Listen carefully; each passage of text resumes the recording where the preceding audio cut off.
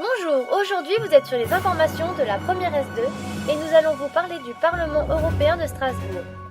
Pour commencer, de son pouvoir, par la suite de ses organisations et pour finir de ses élections.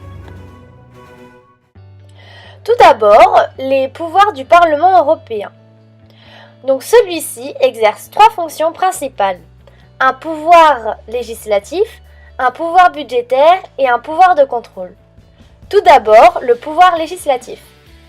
Donc le Parlement européen participe directement au processus décisionnel en collaboration avec la Commission européenne et le Conseil de l'Union européenne dans le cadre de la procédure de codécision.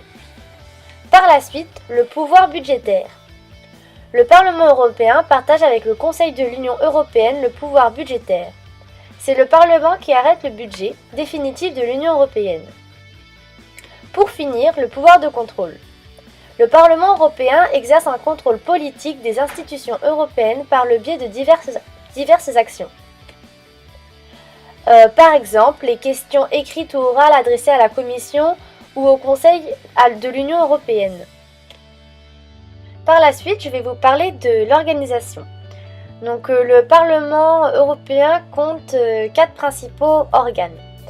Donc, tout d'abord, la présidence. Le président du Parlement européen est un Allemand, Martin Schulz, qui dirige l'ensemble des travaux du Parlement européen et de ses organes, assisté de 14 vice-présidents. Le président est élu pour 2 ans et demi et dirige les activités du Parlement et préside les sessions plénières, les réunions du bureau et la conférence des présidents. Il représente également le Parlement dans les relations extérieures. Pour poursuivre, la conférence des présidents est un autre organe. Donc il s'agit de l'organe politique du Parlement européen. Elle réunit les présidents de chaque groupe politique représenté au Parlement afin de déterminer l'organisation des travaux et la programmation législative. Pour poursuivre, le bureau, qui est aussi un autre organe, qui est composé du président du Parlement européen, des 14 vice-présidents. Il règle toutes les questions administratives, de personnel et d'organisation et établit l'état prévisionnel du budget du Parlement. Et pour finir, le secrétariat général, qui est le 4e organe principal du Parlement européen. Celui-ci est placé sous l'autorité d'un secrétaire général. Les fonctionnaires recrutés sur concours dans tous les pays de l'Union et autres agences au service du Parlement européen. Et pour terminer, les élections du Parlement européen.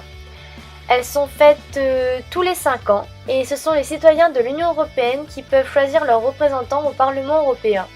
L'institution élue directement qui défend leurs intérêts dans le cadre du processus décisionnel de l'Union. Chaque État membre a le droit d'élire un nombre déterminé de députés au Parlement européen. La répartition des sièges est fixée dans les traités européens selon le principe de proportionnalité dégressive. C'est-à-dire que les pays dont la population est plus importante possèdent davantage de sièges que les pays dont la taille est plus modeste.